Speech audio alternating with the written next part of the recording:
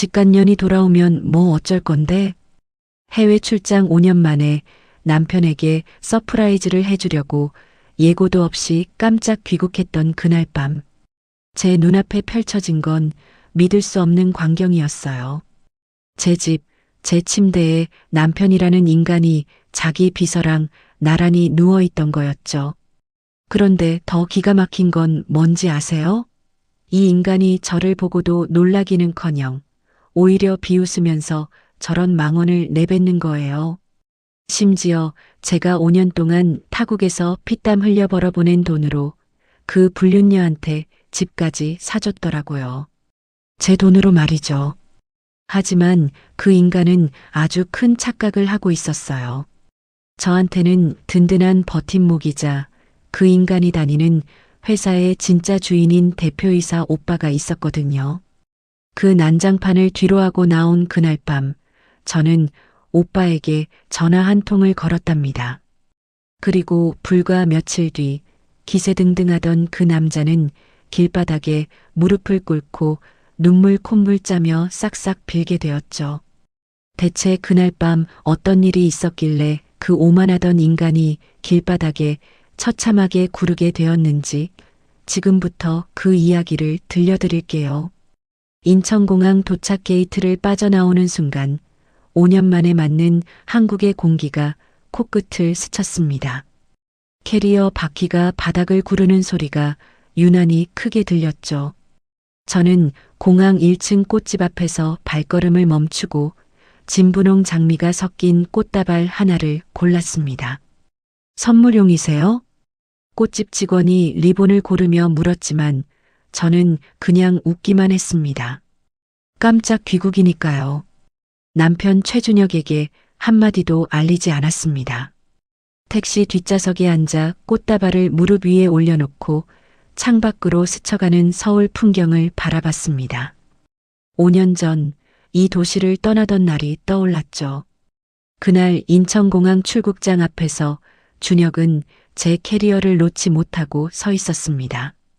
나 없으면 어떡하려고 이렇게 오래 가는 거야. 준혁의 눈이 붉어져 있었습니다. 코를 훌쩍이면서 제 손을 꽉 쥐던 그 손의 온기가 아직도 기억납니다. 금방 돌아올게. 화상통화 매일 하자. 제가 준혁의 볼을 두 손으로 감싸며 말했죠. 준혁은 고개를 끄덕이면서도 입술을 꽉 깨물고 있었습니다. 그 뒤로 5년. 반복되는 장기 파견과 출장이 이어지면서 국내에 거의 돌아오지 못했습니다.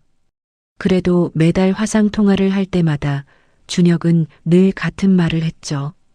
빨리 돌아와. 집이 너무 조용해. 저는 부부 공동명의 계좌로 매달 생활비와 자산관리비를 보냈고 준혁도 꾸준히 안부를 전해왔습니다. 우리 사이에 금이 갈 이유가 없다고 저는 그렇게 믿고 있었습니다. 택시가 아파트 단지 앞에 멈췄습니다. 캐리어를 끌고 엘리베이터에 올라 현관 앞에 섰습니다. 비밀번호를 누르는 손끝이 살짝 떨렸죠. 설렘 때문이었습니다.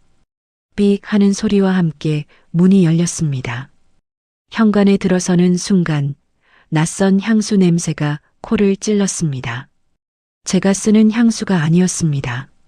시선을 내리니 신발장 옆에 검은색 여자 구두가 가지런히 놓여 있었죠. 제 구두가 아니었습니다. 거실로 한 발짝 들어섰을 때 식탁 위에 와인잔 2개가 보였습니다. 한쪽 잔 테두리에 립스틱 자국이 선명하게 남아 있었죠. 그리고 안방 쪽에서 준혁의 웃음소리가 흘러나왔습니다. 익숙한 그 웃음 사이로 여자의 낮은 웃음소리가 섞여 들렸습니다. 저는 손에 들고 있던 꽃다발을 천천히 바닥에 내려놓았습니다. 발소리를 죽이며 안방 문 앞에 섰죠. 손잡이를 잡은 채 3초를 멈췄습니다. 문을 열었습니다. 침대 위에 준혁과 한 여자가 이불을 덮고 나란히 누워 TV를 보고 있었습니다. 두 사람이 동시에 고개를 돌렸죠. 준혁의 얼굴에 놀란 기색이 스쳤습니다. 하지만 그건 1초도 되지 않았습니다. 준혁은 곧 입꼬리를 비틀어 올리며 옆에 누운 여자를 향해 말했습니다. 뭐 어쩔 건데 돌아왔으면. 여자가 이불을 턱까지 끌어올렸습니다. 당황한 기색이라기보다는 묘하게 여유 있는 표정이었죠. 회사에서 몇 번 스쳐본 적 있는 얼굴이었습니다. 영업팀 어시스턴트 윤세라. 저는 그 자리에 서서 한 발짝도 움직이지 못했습니다. 5년간의 해외 생활, 홀로 버틴 밤들, 남편을 믿고 맡긴 집과 돈, 그 모든 것이 한꺼번에 머릿속을 스쳤습니다. 이를 악물었습니다. 아무 말도 하지 않았습니다. 안방 문을 닫고 현관으로 걸어 나왔습니다. 아파트 복도 엘리베이터 앞에서 다리에 힘이 풀렸습니다. 벽에 등을 기대고 천천히 주저앉았죠. 핸드폰을 꺼내 연락처를 뒤적였습니다. 손가락이 떨려서 화면을 3번이나 잘못 눌렀습니다. 오빠 서도연. 번호를 누르고 귀에 핸드폰을 갖다 댔습니다. 신호가 가기 전에 심호흡을 3번 했죠. 떨리는 목소리를 억지로 가라앉혔습니다. 하진아, 왜? 오빠의 평소 목소리가 들렸습니다. 오빠, 나 지금 집에 왔는데. 응. 준혁이가 비서랑 우리 침대에 같이 있어. 짧은 침묵이 흘렀습니다. 1초, 2초, 3초. 오빠의 숨소리만 들렸죠. 하진아. 오빠의 목소리가 한 톤 낮아졌습니다. 거기서 움직이지 마. 내가 차 보낸다. 그 한마디에 비로소 제가 혼자가 아니라는 걸 느꼈습니다. 코끝이 시큰해졌지만 울지 않았습니다. 아직은 울 때가 아니었으니까요. 10분쯤 지났을까 아파트 앞에 검은색 법인 차량이 도착했습니다. 저는 캐리어 하나만 끌고 차에 올랐습니다. 차가 출발하기 전 뒤돌아 아파트를 올려다봤죠. 안방 창문에 여전히 불빛이 켜져 있었습니다. 저는 그 불빛을 마지막으로 바라보며 다짐했습니다. 이 집에 다시는 속은 채로 돌아오지 않겠다고. 도연 오빠의 자택에 도착하니 새언니 수빈이 현관에서 기다리고 있었습니다. 수빈 언니는 제 얼굴을 한번 보더니 아무것도 묻지 않았습니다. 따뜻한 차 한 잔을 건네고 객실 이불만 깔아줬죠. 푹 쉬어. 내일 이야기해도 돼. 언니가 객실 문을 닫으며 말했습니다. 혼자 남겨진 객실에서 저는 침대에 앉아 핸드폰을 열었습니다. 부부 공동명의 계좌의 인터넷 뱅킹에 접속했죠. 가족카드 결제 알림 내역을 하나씩 눌러봤습니다. 지난 2년간 같은 호텔이 반복적으로 찍혀 있었습니다. 같은 레스토랑, 같은 요일, 거의 같은 시간대. 이건 단순한 일탈이 아니었습니다. 오랜 기간에 걸쳐 이루어진 계획적인 배신이었죠. 저는 결제 기록을 시간 순으로 하나하나 캡처해서 별도 폴더에 저장하기 시작했습니다. 손이 더 이상 떨리지 않았습니다. 다음 날 아침 도연 오빠의 자택 서재에서 오빠와 마주 앉았습니다. 밤새 정리한 가족카드 결제 내역과 공동명의 계좌 이체 기록을 테이블 위에 펼쳤죠. 도연 오빠가 자료를 한 장씩 넘기기 시작했습니다. 넘길수록 오빠의 인매가 굳어졌죠. 마지막 장을 덮고 나서 오빠가 의자 등받이에 몸을 기댔습니다. 2년이야, 오빠. 최소 2년. 제가 말했습니다. 오빠는 고개를 끄덕이더니 두 손을 깍지 끼고 천천히 입을 열었습니다. 하진아, 나는 내 오빠이기도 하지만 회사 대표이기도 해. 그래서 인사권에는 직접 손 안 댈 거야. 그럼 어떻게 하려고? 감사팀의 익명 제보 형식으로 접수시킨다. 영업팀 법인카드 사적 사용 의혹이라는 이름으로. 나는 이해관계자니까 결제 라인에서 완전히 빠지고 감사팀이 독립적으로 조사하게 할 거야. 오빠가 자료 위에 손바닥을 얹으며 말했습니다. 사적 보복이라는 소리를 들으면 안 돼. 정당한 절차로 가야 해. 저는 고개를 끄덕였습니다. 오빠는 언제나 그랬죠. 감정 앞에서도 틀을 먼저 잡는 사람이었습니다. 그날 오전 저는 대학 동기이자 이혼 전문 변호사인 한소율을 찾아갔습니다. 소율의 사무실은 강남역 근처 빌딩 7층에 있었죠. 소율이 상담실 의자에서 일어나 저를 맞았습니다. 서아진, 5년 만이다. 근데 내 얼굴이 왜 그래? 앉아서 이야기할게. 저는 소율 맞은편에 앉아 어젯밤 일을 처음부터 끝까지 말했습니다. 소율은 펜을 들고 메모하다가 중간에 펜을 멈추고 저를 똑바로 봤죠. 증거 확보, 재산 분할, 위자료. 이 세 개를 동시에 준비해야 해. 소율이 펜으로 메모지를 톡톡 두드리며 말했습니다. 특히 네가 해외에 있는 동안 내 급여, 내 성과급으로 만들어진 자산이 남편 이름으로 되어 있잖아. 이게 진짜 내 돈이라는 걸 증명하는 게 핵심이야. 그거 증명 가능해? 가능하지. 송금 내역, 부동산 계약 당시 자금 출처, 네가 남편한테 관리를 맡겼다는 대화 기록. 이런 것들 다 모아야 해. 소율이 의자를 당기며 몸을 앞으로 숙였습니다. 하진아, 감정 싸움하면 져.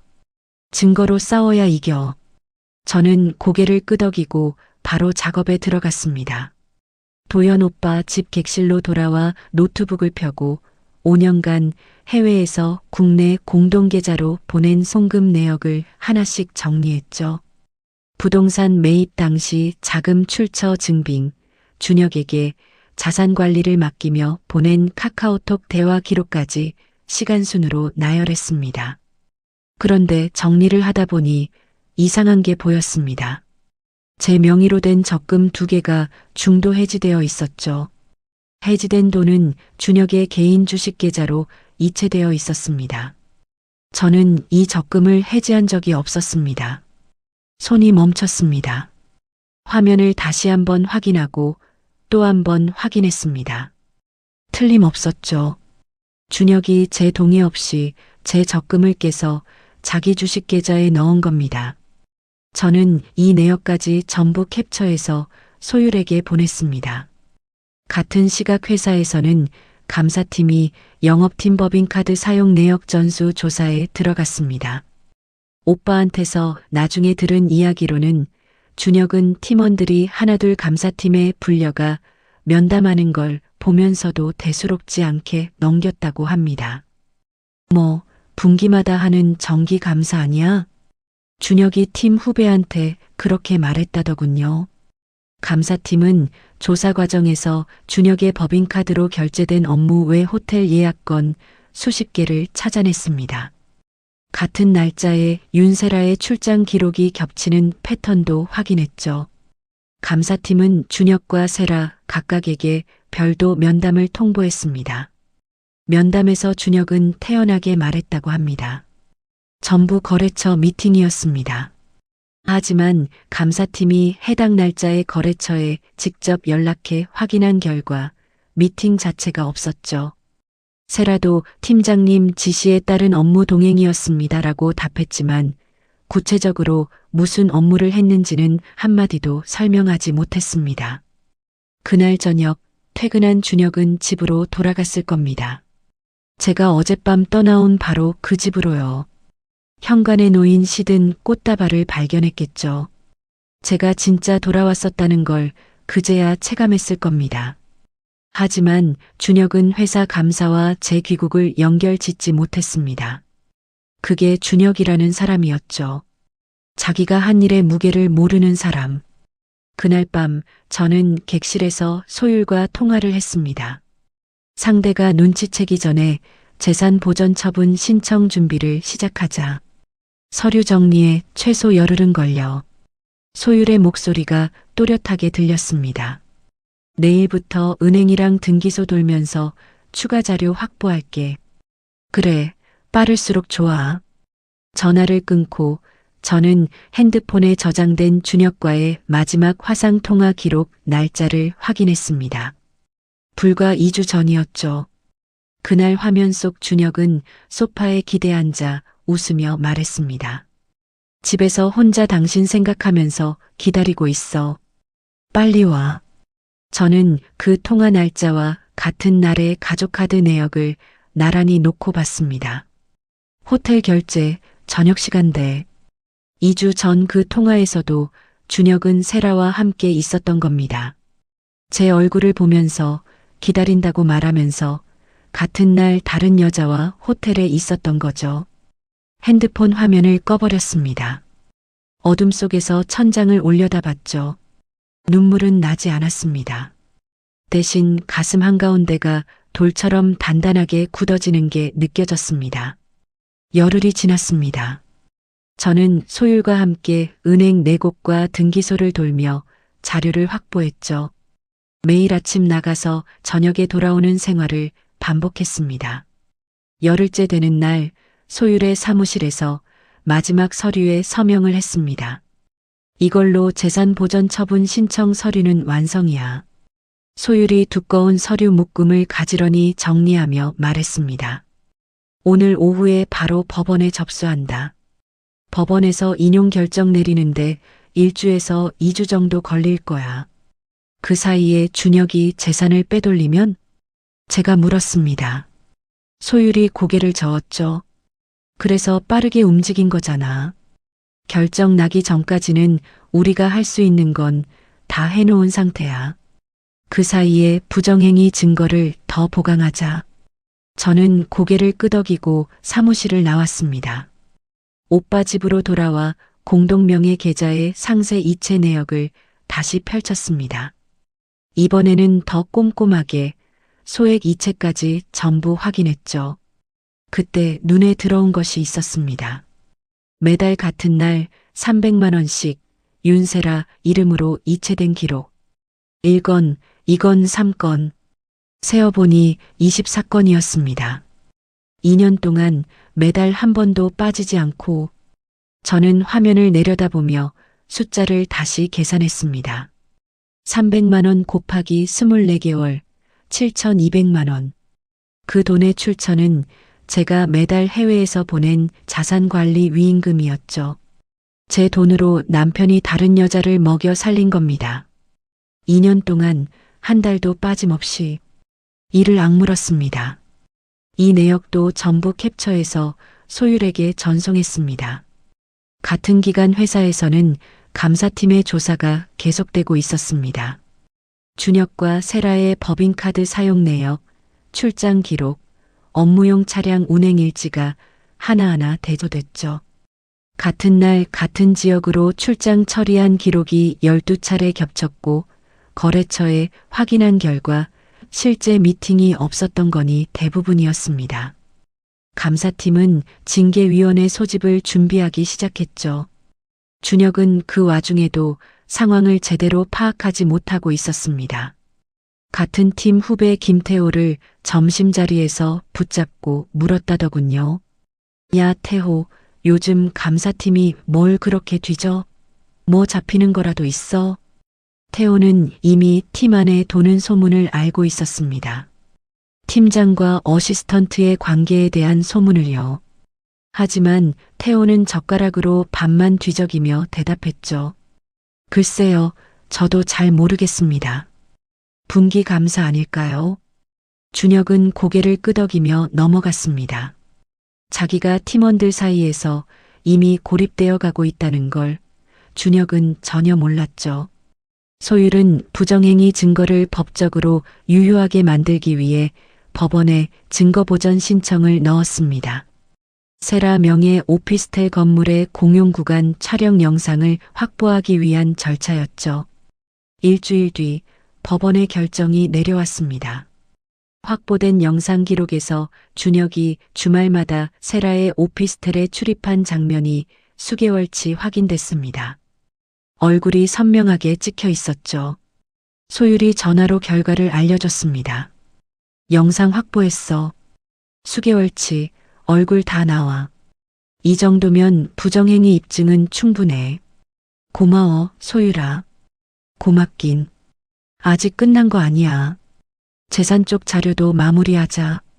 저는 이어서 5년간 해외에서 보낸 송금 영수증, 부동산 계약 당시 준혁에게 보낸 카카오톡 메시지 원문, 제 연봉 명세서를 시간순으로 정리했습니다.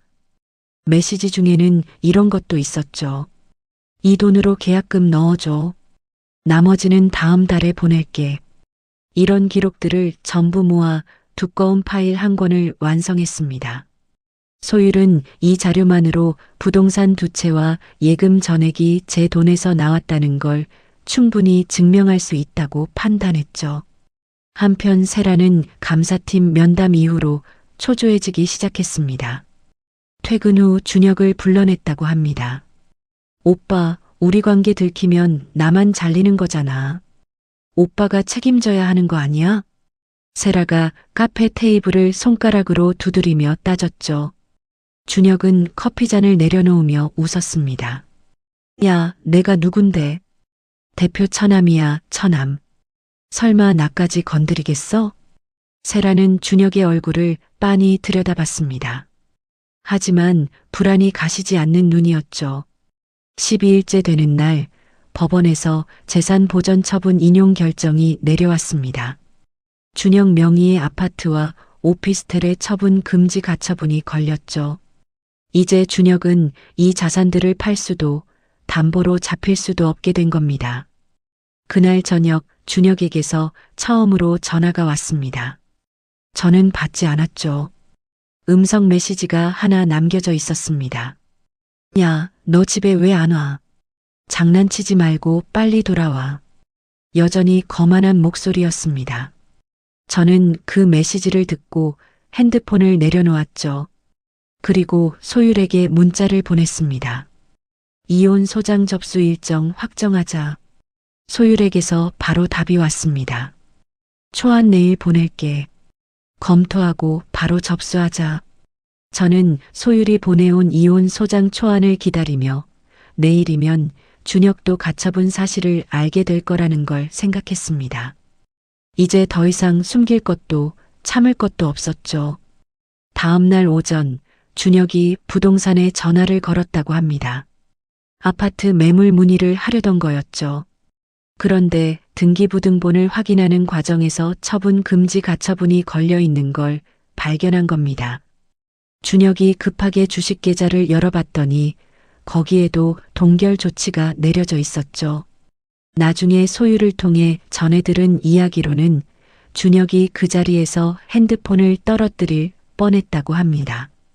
준혁에게서 전화가 연달아 왔습니다. 3번, 5번, 7번. 저는 한 통도 받지 않았죠. 대신 소율을 통해 내용 증명을 보냈습니다. 앞으로 모든 연락은 변호사를 통해 해주십시오. 이 한 줄이 저와 준혁 사이에 직접 소통이 끊어지는 시점이었습니다. 사흘 뒤 회사에서 징계위원회가 소집됐습니다. 감사팀의 조사 결과를 바탕으로 준혁의 법인카드 사적 사용 내역과 허위 출장 보고서가 증거로 제출됐죠. 준혁은 위원회 앞에서 양복 단추를 만지작거리며 말했다고 합니다. 업무상 불가피한 지출이었습니다. 거래처와의 관계 유지를 위한 건데 좀 과하게 해석하시는 것 같습니다. 하지만 감사팀이 거래처에 직접 확인한 회신서를 내밀었죠.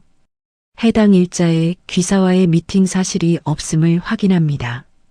준혁의 변명은 그 자리에서 무너졌습니다. 징계위원회는 최종 결정을 내렸습니다. 최준혁 팀장, 직위 해제 및 대기 발령. 윤세라, 권고사직.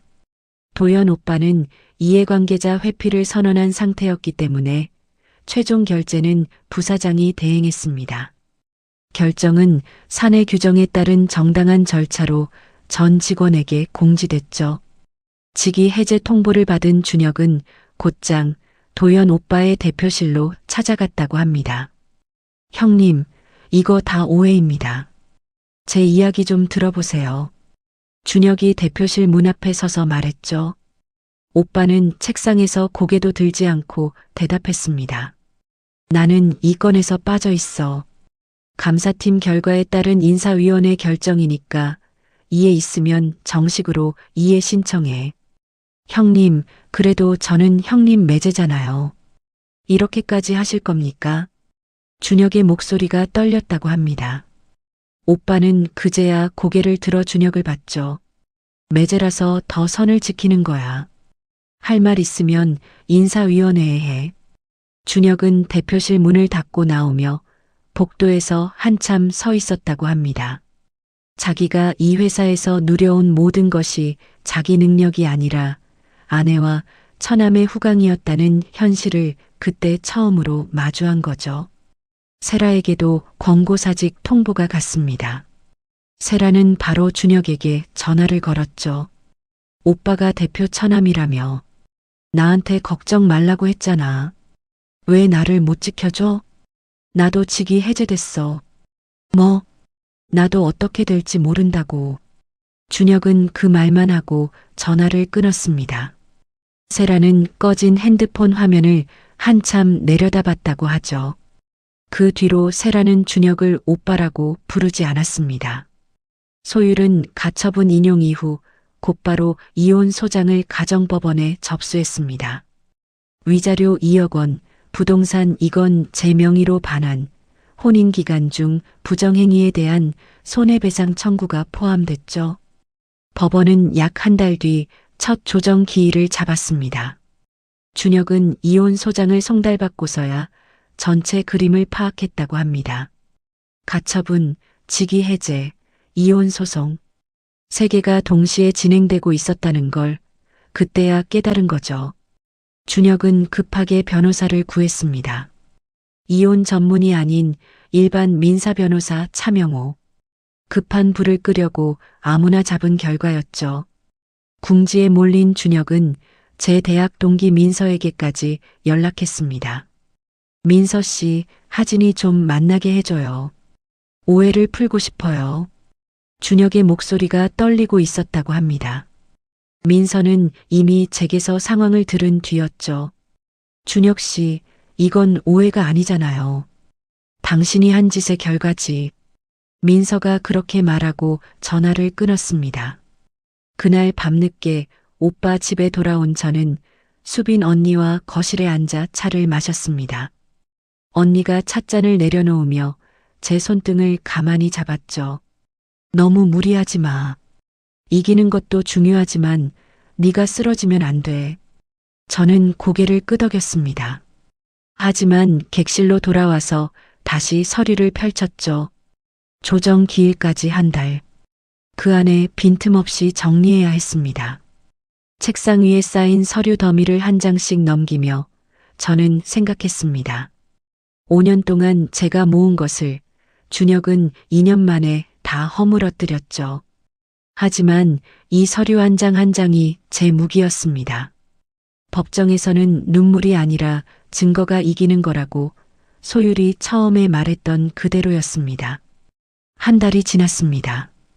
이혼 조정 기일 당일 저는 소율과 함께 가정법원 조정실에 먼저 도착해 자리에 앉았습니다. 테이블 위에 준비한 서류 파일 3권을 가지런히 놓고 조정위원이 들어오길 기다렸죠. 문이 열리고 준혁이 변호사 차명우와 함께 들어왔습니다. 한 달 사이에 준혁의 얼굴이 눈에 띄게 변해 있었죠. 광대뼈가 드러날 만큼 볼살이 빠져 있었고 눈 밑에 그림자가 짙게 내려앉아 있었습니다. 양복은 입고 있었지만 다림질을 하지 않은 게 한눈에 보였죠. 준혁이 자리에 앉으면서 저를 흘낏봤습니다. 저는 시선을 마주치지 않았죠. 조정위원이 자리를 잡고 양측의 간단한 의견 진술을 요청했습니다. 소율이 먼저 일어났죠. 원고 측 증거를 순서대로 제출하겠습니다. 소율이 첫 번째 파일을 펼쳤습니다. 법원 결정으로 확보한 세라 오피스텔 건물 공용 구간 영상 기록이었죠. 준혁이 출입한 날짜와 시간이 정리된 목록이 조정위원 앞에 놓였습니다. 두 번째로 가족카드 호텔 결제 내역. 같은 호텔, 같은 시간대, 2년치가 빼곡하게 적혀 있었죠. 세 번째, 공동명의 계좌에서 세라 계좌로의 24회 정기 이체 기록. 매달 300만 원, 총 7,200만 원. 소율이 자료를 하나씩 넘길 때마다 조정실이 조용해졌습니다. 준혁의 변호사 차명호가 자료를 받아 넘기다가 중간에 손을 멈추고 준혁을 돌아봤죠. 준혁은 처음으로 고개를 숙였습니다. 테이블 위에 놓인 자기 두 손만 내려다보고 있었습니다. 소율이 이어서 재산 분할 핵심 자료를 제출했습니다. 5년간의 해외 송금 내역, 부동산 계약금 출처 증빙, 제가 준혁에게 보낸 카카오톡 메시지 원문, 그리고 준혁이 제 적금을 무단으로 해지해 개인 주식 계좌로 이체한 내역까지.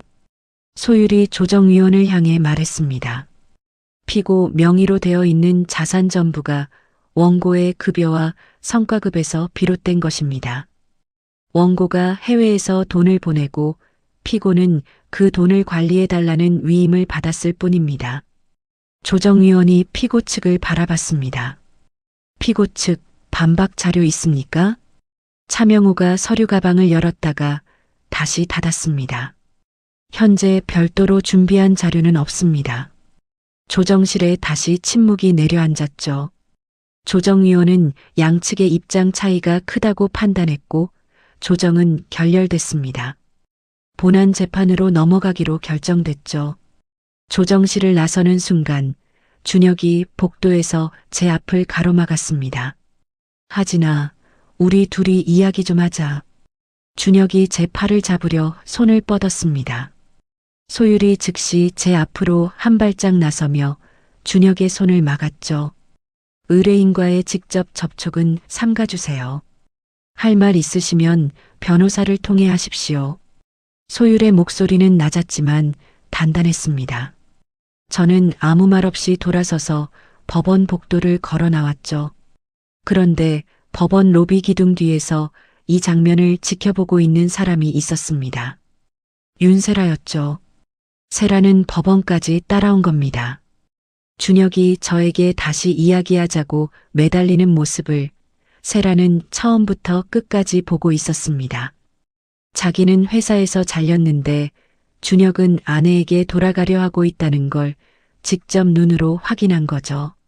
세라의 얼굴이 하얗게 굳었다고 나중에 소율이 전해줬습니다. 세라는 법원을 나서자마자 소율의 법률사무소 연락처를 검색했다고 하죠.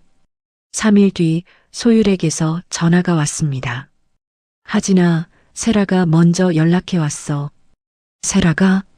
응. 만나볼 가치가 있을 것 같아. 가지고 온 게 있다고 하더라. 저는 반신반의하면서도 소율의 사무실로 갔습니다. 상담실 문을 열자 세라가 먼저 와서 앉아 있었죠. 권고사직 이후 한 달 만에 보는 세라는 화장기 없는 얼굴에 검은 원피스를 입고 있었습니다. 예전 회사에서 봤던 여유 있는 표정은 어디에도 없었죠. 저는 세라 맞은편에 앉았습니다. 소율이 옆자리에 함께 앉았죠. 세라가 가방에서 작은 검은색 USB 하나를 꺼내 테이블 위에 놓았습니다. 여기 안에 녹음 파일이 있어요. 세라가 USB를 손가락으로 밀며 말했습니다. 준혁이가 사모님 자산을 빼돌린 과정을 저한테 자랑하듯 말한 내용이에요. 저도 그때는 몰랐어요. 이게 나중에 이렇게 쓰일 줄은. 소율이 USB를 집어들며 물었습니다. 언제 녹음한 건데? 6개월 전쯤이요. 준혁이가 술 마시고 기분 좋을 때 자기가 얼마나 돈을 잘 굴리고 있는지 떠들었거든요.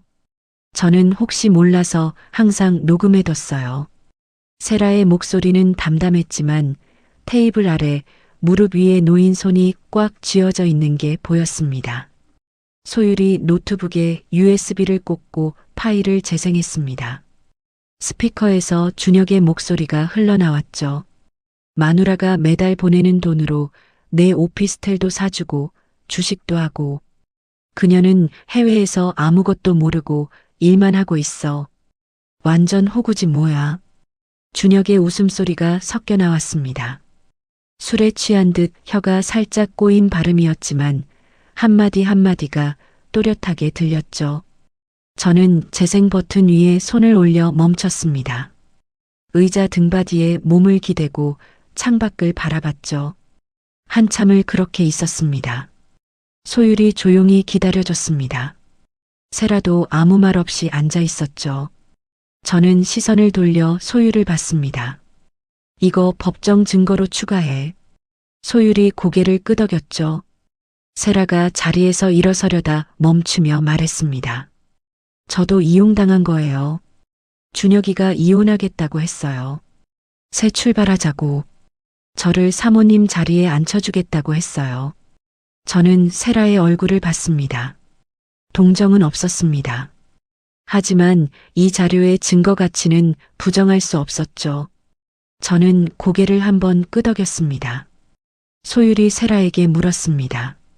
세라 씨, 향후 법정에서 증인으로 출석할 의향 있으세요? 세라가 잠시 입술을 깨물더니 대답했습니다.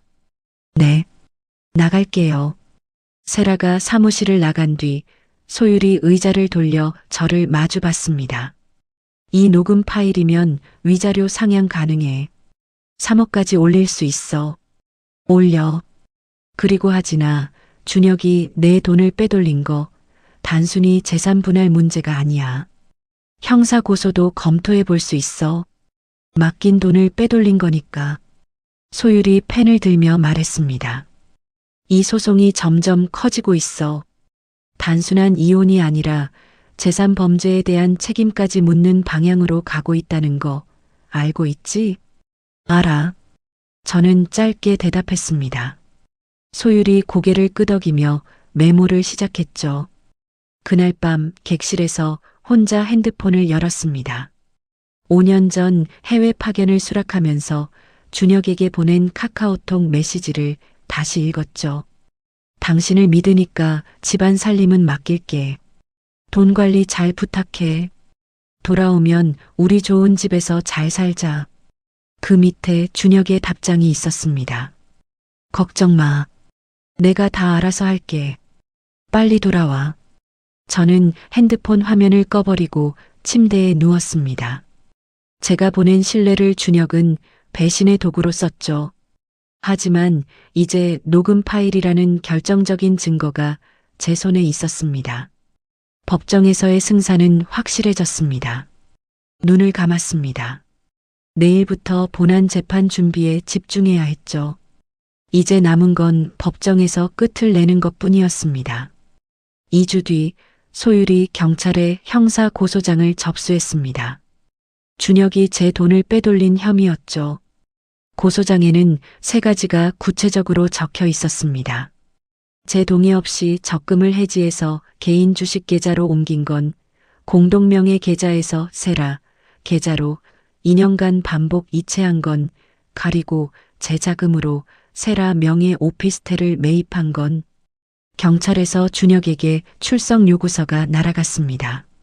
직위 해제의 이혼 소송, 거기에 형사 소환까지.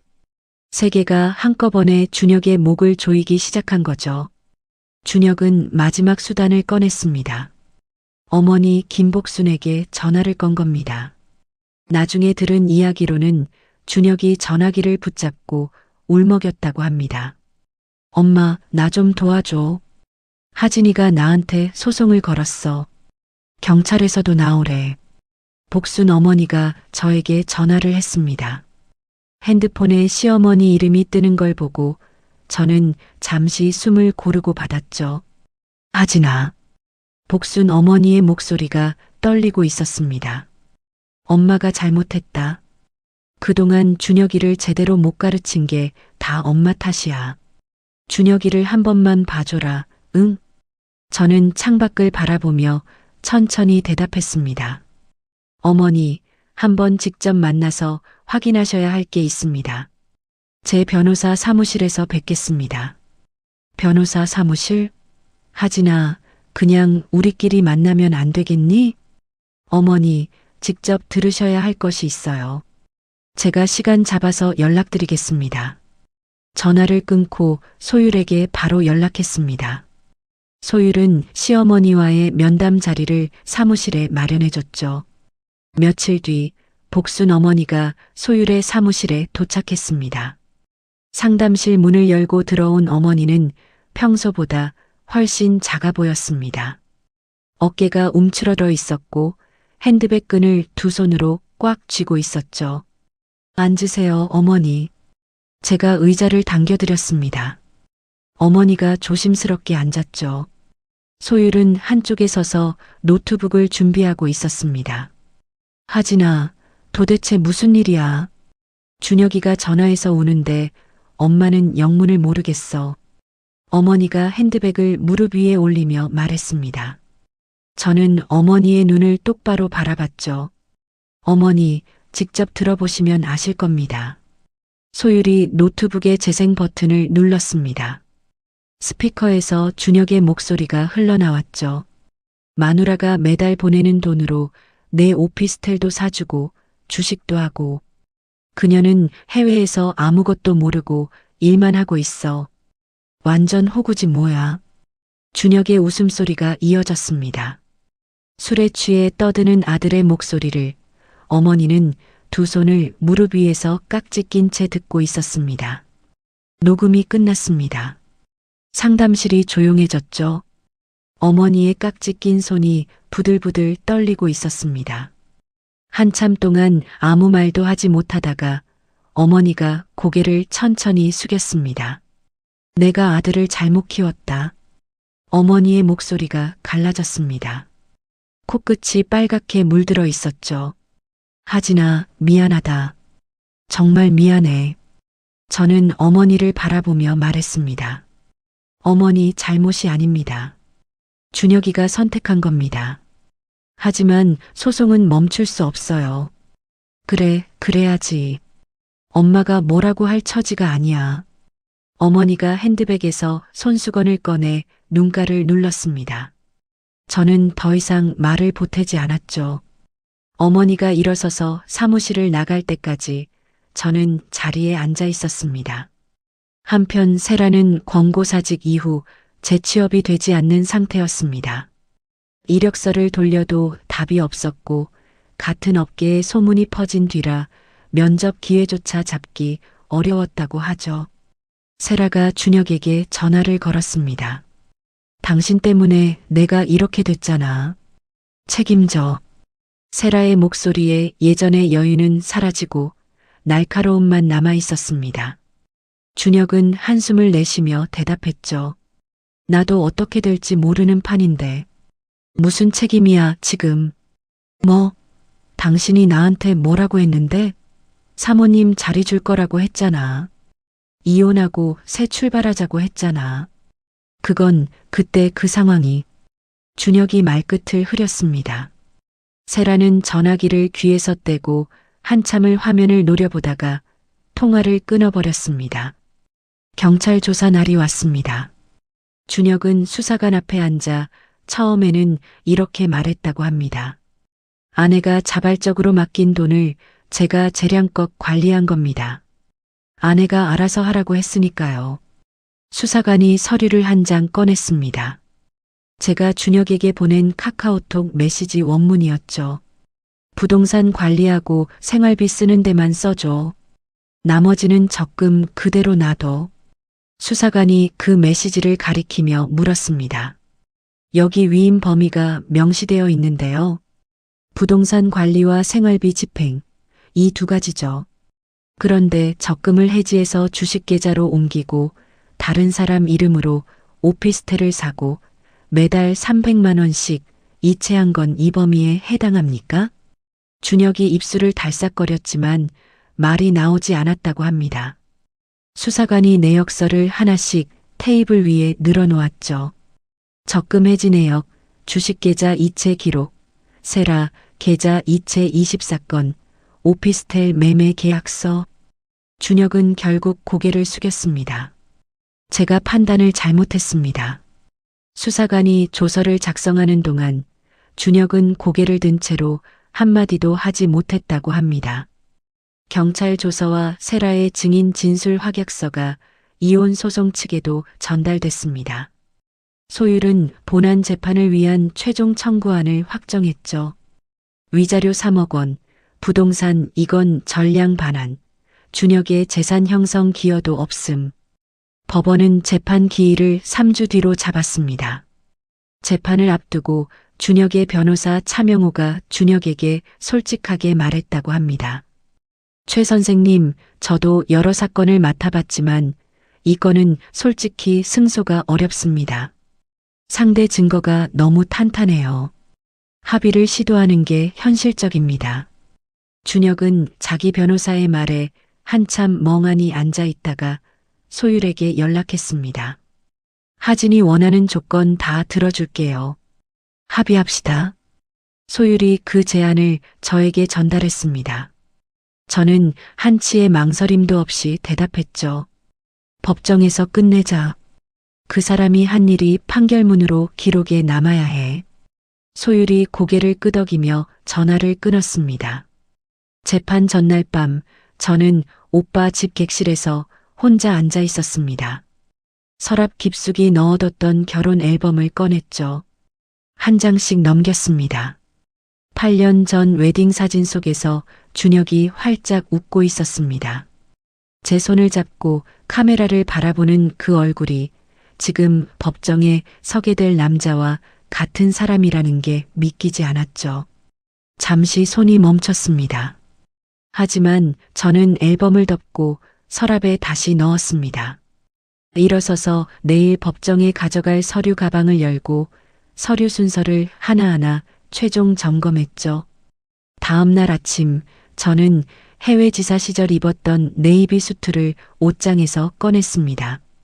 거울 앞에 서서 재킷 단추를 잠그고 어깨를 한번 폈죠. 핸드폰에 소율의 메시지가 와 있었습니다. 법원에서 봐요. 저는 핸드폰을 가방에 넣고 현관문을 나섰습니다. 이혼 재판 당일 오전 10시 법정 문을 열고 들어섰습니다. 원고 측 자리에 소율과 나란히 앉았죠. 서류 가방에서 파일을 꺼내 테이블 위에 정리하는 동안 맞은편 피고 측 자리에 준혁이 들어왔습니다. 구겨진 셔츠에 넥타이도 매지 않은 모습이었습니다. 2달 전 안방에서 비웃던 그 얼굴은 찾아볼 수 없었죠. 뺨이 푹 꺼져 있었고 눈동자에 핏줄이 터져 있었습니다. 준혁이 자리에 앉다가 저와 눈이 마주쳤습니다. 시선을 피하듯 고개를 돌렸죠. 방청석 뒤쪽에 시어머니 복순이 앉아 있는 게 보였습니다. 검은색 외투를 입고 두 손을 무릎 위에 가지런히 놓고 있었죠. 저와 눈이 마주치자 어머니는 살짝 고개를 숙였습니다. 판사가 입정하고 재판이 시작됐습니다. 소율이 자리에서 일어났습니다. 재판장님, 원고 측 첫 번째 증거를 제출하겠습니다. 소율이 준비한 자료가 법정 모니터에 떴습니다. 5년간의 해외 송금 내역이 시간 순으로 정리된 도표였죠. 제가 매달 얼마를 보냈는지, 그 돈이 어느 계좌로 들어갔는지, 그 계좌에서 다시 어디로 빠져나갔는지가 화살표로 연결되어 있었습니다. 소율이 모니터를 가리키며 말했습니다. 원고는 5년간 해외 파견 중 매월 급여와 성과급을 국내 공동명의 계좌로 송금했습니다. 부동산 2채의 계약금과 중도금 역시 전부 원고의 자금에서 나갔습니다. 피고 명의로 되어 있는 자산 전부가 원고의 소득에서 비롯된 것입니다. 판사가 피고 측을 바라봤습니다. 피고 측, 이에 대한 반박 자료 있습니까? 차명우가 일어서서 고개를 숙였습니다. 별도로 준비한 자료가 없습니다. 재판장님. 판사가 고개를 끄덕이고 기록했죠. 소율이 두 번째 증거를 꺼냈습니다. 노트북을 법정 음향 시스템에 연결하더니 저를 한번 돌아봤습니다. 저는 고개를 끄덕였죠. 재생 버튼이 눌렸습니다. 법정 스피커에서 준혁의 목소리가 울려 퍼졌습니다. 마누라가 매달 보내는 돈으로 내 집 사고 주식도 하고 그녀는 해외에서 모르고 일만 해. 완전 호구야. 웃음소리가 뒤따랐습니다. 술 취한 남자의 기분 좋은 웃음이었죠. 법정이 조용해졌습니다. 서기에 타자 소리마저 멈췄습니다. 준혁이 고개를 완전히 숙여 이마를 손으로 가렸습니다. 어깨가 미세하게 떨리고 있었죠. 방청석에서 작은 흐느낌이 들렸습니다. 복순 어머니가 손수건으로 눈을 누르고 있었습니다. 소율이 녹음 재생을 멈추고 세 번째 증거 묶음을 제출했습니다. 재판장님, 부정행위 증거를 일괄 제출합니다.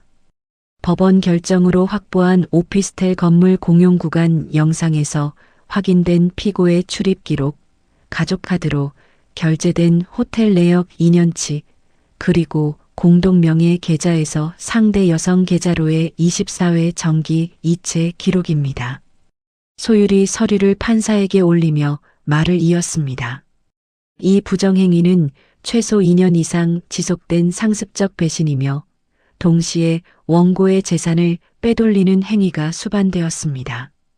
판사가 서류를 넘기며 확인하더니 피고 측을 바라봤습니다. 피고 본인 직접 의견을 진술하시겠습니까?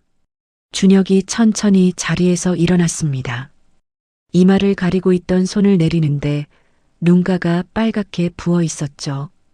입술을 몇 번 달싹이다가 갈라진 목소리로 말했습니다. 재판장님, 제가 잘못했습니다. 변명의 여지가 없습니다. 준혁이 고개를 돌려 저를 바라봤습니다. 하진아, 미안하다. 저는 준혁의 눈을 들여다봤습니다. 그 사과가 진짜 뉘우침에서 나온 건지 아니면 모든 걸 잃게 될지 모른다는 공포에서 나온 건지. 준혁의 눈동자가 흔들리고 있었죠. 저는 대답하지 않고 시선을 돌려 정면을 바라봤습니다. 최종 변론 순서가 왔습니다. 소율이 일어서서 판사를 향해 말했습니다. 원고는 5년간 해외에서 회사와 가정을 위해 헌신하며 피고를 전적으로 신뢰했습니다. 피고는 그 신뢰를 이용해 원고의 재산을 빼돌리고 다른 여성과의 관계를 유지했습니다. 이것은 단순한 혼인 파탄이 아닙니다. 아내의 신뢰를 도구 삼아 저지른 배신입니다. 소율이 자리에 앉았습니다. 차명우가 일어섰지만 한마디밖에 하지 못했죠. 재판장님, 피고도 자신의 잘못을 인정하고 깊이 반성하고 있습니다. 선처를 부탁드립니다. 판사는 양측의 진술을 모두 기록한 뒤 판결 선고일을 2주 뒤로 지정하고 퇴정했습니다. 법정 밖으로 나오는 순간 준혁이 복도에서 제 앞을 가로막았습니다. 하진아. 준혁이 두 손을 모았습니다. 손가락 마디가 하얗게 질려 있었죠. 제발 한 번만 기회를 줘. 나 진짜 바뀔게. 다 내려놓을게. 저는 준혁의 얼굴을 올려다봤습니다. 5년 전 공항에서 울던 남자와 2달 전 안방에서 비웃던 남자와 지금 법원 복도에서 두 손 모으고 서 있는 남자. 전부 같은 사람이었죠. 준혁 씨. 저는 준혁을 그렇게 불렀습니다. 준혁의 눈이 흔들렸죠. 제가 이름 뒤에 씨를 붙인 건 처음이었으니까요. 당신이 바뀌든 말든 그건 이제 나와 상관없는 일이야. 저는 돌아섰습니다. 소율이 제 옆에 나란히 서서 걸었죠. 뒤에서 준혁이 뭔가를 더 말했지만 저는 듣지 않았습니다. 법원 계단을 내려오는데 소율이 조용히 말했습니다. 판결은 거의 확실해. 위자료 전액 인용이랑 재산 반환 다 나올 거야. 저는 고개를 끄덕이며 계단을 내려왔습니다. 법원 앞 주차장에 도연 오빠의 차가 서 있었죠. 오빠가 운전석에서 내리지 않고 조수석 문만 열어줬습니다. 차에 올라 문을 닫았습니다. 오빠는 시동을 걸며 한마디만 했죠. 수고했다. 차가 출발하고 저는 창밖을 바라봤습니다. 법원 건물이 점점 멀어졌죠. 그때 눈물이 흘렀습니다. 멈출 수가 없었습니다. 배신이 슬퍼서가 아니었죠. 오랫동안 꽉 쥐고 있던 것을 드디어 놓은 것 같았습니다. 몇 달 동안 이를 악물고 증거를 모으고 감정을 눌러 담고 법정에서 준혁의 얼굴을 마주보며 버틴 시간. 그게 한꺼번에 풀리면서 나오는 눈물이었습니다. 도연 오빠는 아무 말하지 않았습니다. 핸들을 잡고 앞만 보며 운전했죠. 제가 울 시간을 그대로 지켜줬습니다. 그날 저녁 오빠 집에서 수빈 언니가 차려준 저녁을 먹었습니다. 된장찌개에 계란말이, 시금치나물. 별것 아닌 밥상이었지만 따뜻했죠. 숟가락을 내려놓으며 저는 조용히 말했습니다. 오빠 언니, 판결 나면 이제 내 집으로 돌아가야겠다. 오빠가 고개를 끄덕였습니다. 수빈 언니도 미소를 지으며 고개를 끄덕였죠. 저는 빈 그릇을 바라보며 판결 이후의 삶을 처음으로 구체적으로 생각했습니다. 이제 곧 끝이 나겠죠. 이 긴 싸움이. 2주 뒤 판결 선고일이 왔습니다. 저는 소율과 함께 같은 법정, 같은 자리에 앉았죠. 준혁은 맞은편에 차명우와 나란히 앉아 있었습니다. 정장을 입고 있었지만 넥타이 매듭이 비뚤어져 있었고 손톱을 물어뜯은 자국이 여기저기 보였습니다. 판사가 입정했습니다. 법정이 조용해졌죠. 판사가 판결문을 읽기 시작했습니다. 피고 최준혁을 유책 배우자로 인정한다. 준혁의 어깨가 움찔했습니다. 위자료 3억 원을 원고에게 지급할 것을 명한다. 피고 명의 아파트 및 오피스텔은 원고 서아진 명의로 반환할 것을 명한다. 기타 금융 자산 전액을 원고에게 반환할 것을 명한다. 판사가 판결문을 덮었습니다. 법정 안에 준혁의 숨소리만 들렸죠. 서기가 판결문 사본을 양측에 전달했습니다. 준혁은 판결문을 받아들고도 한참 동안 자리에서 일어나지 못했습니다.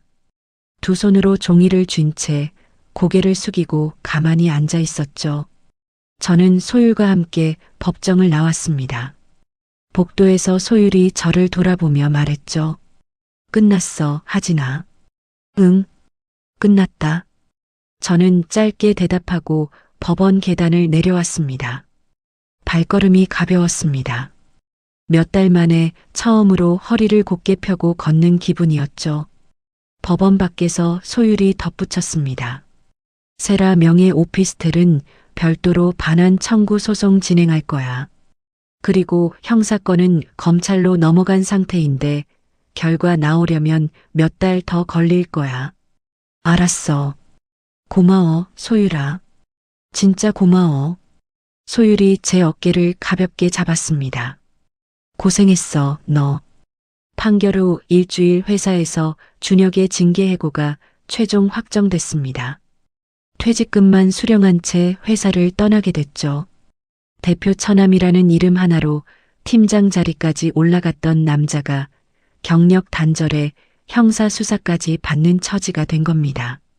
저는 법적 절차가 마무리된 뒤 제 이름으로 돌아온 아파트에 처음 들어섰습니다. 현관문을 열고 신발을 벗었죠. 텅 빈 거실에 서서 주위를 둘러봤습니다. 5년 전 이 집을 떠날 때가 떠올랐습니다. 그때는 남편을 믿고 떠났죠. 지금은 나 자신을 믿고 돌아왔습니다.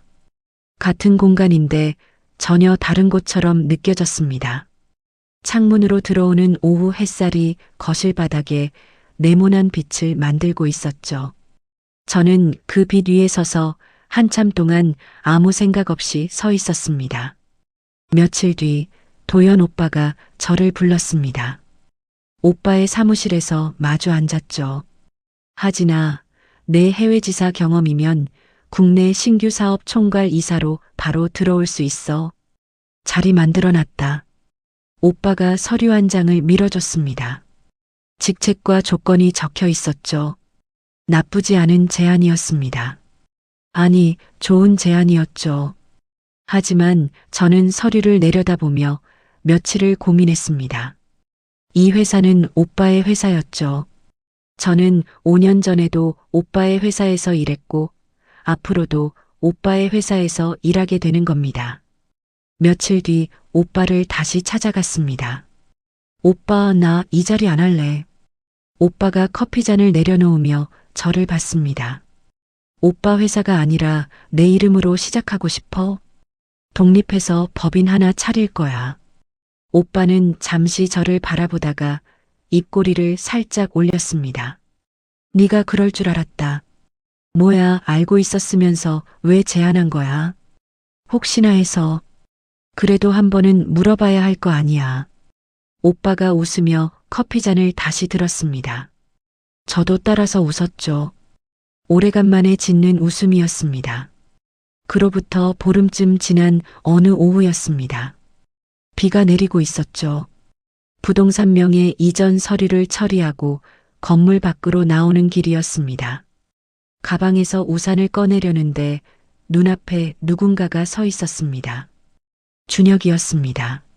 머리가 비에 젖어 이마에 달라붙어 있었고 얇은 점퍼 어깨가 축축하게 젖어 있었죠. 얼굴이 더 야위어 있었습니다. 광대뼈가 튀어나오고 눈 밑에 그림자가 짙었습니다. 하진아. 준혁이 떨리는 목소리로 불렀습니다. 저는 발걸음을 멈추고 준혁을 바라봤죠. 나갈 데가 없어. 준혁의 목소리가 갈라졌습니다. 한 번만 도와줘. 준혁이 그 자리에서 무릎을 꿇었습니다. 축축한 보도블록 위에 양쪽 무릎이 닿았죠. 두 손을 비비며 고개를 숙였습니다. 제발 하진아. 나 진짜 잘못했어. 다 잘못했어. 지나가던 사람들이 걸음을 멈추고 쳐다봤습니다.